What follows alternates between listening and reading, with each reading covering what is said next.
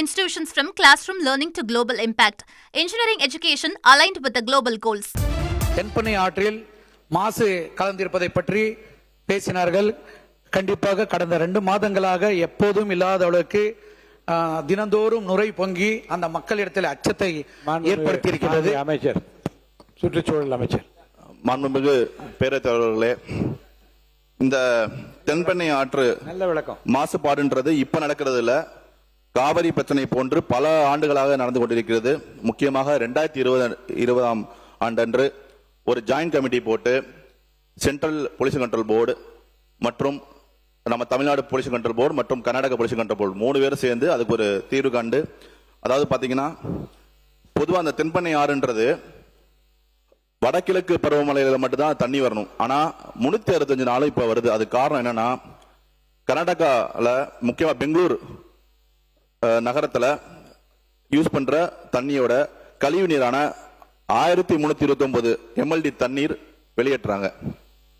அதுக்கு நம்ம 2020 ஜாயிண்ட் கமிட்டியில அதுக்கு அவங்க 1329 MLD தண்ணி யூஸ் பண்றதுக்கு நம்ம 40 STP போட சொல்லியிருந்தோம்.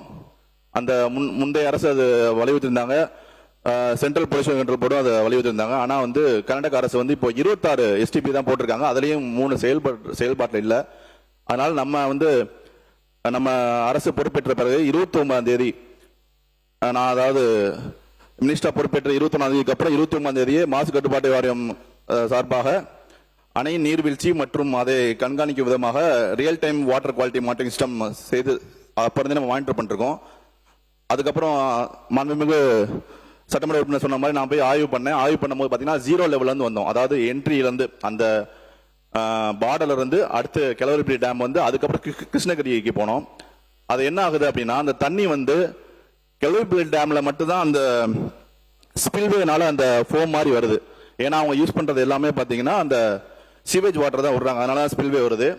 அதே கிருஷ்ணகிரி அணைக்கு போகும்போது பாத்தீங்கன்னா அதுல மீன் வளம் இருக்கு, நிறைய மீன் பிடிக்கிறாங்க வைக்கிறாங்க, நிறைய அது தண்ணியோட மாற்றம் அந்த 50 கிலோமீட்டர் தாண்டும் போது அது மாறுது.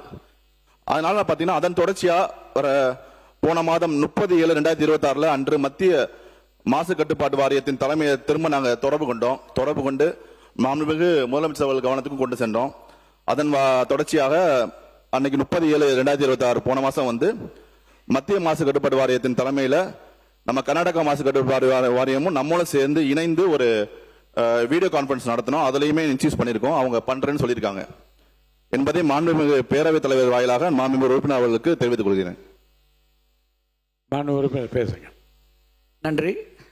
கர்நாடகா மாநிலம் 33 இடங்களில் சுத்திகரிக்கப்பட்டு தமிழ்நாடுக்கு தண்ணீர் விட வேண்டும் என்று ஒரு உச்சநீதிமன்ற ஆணை இருக்கின்றது. ஆகவே அதை சரியாக நாம் கூர்ந்து கவனித்து மக்களுக்கு தெரியப்படுத்த வேண்டும் என்று கேட்டுக்கொண்டு, Saram institutions from classroom learning to global impact. Engineering education aligned with the global goals.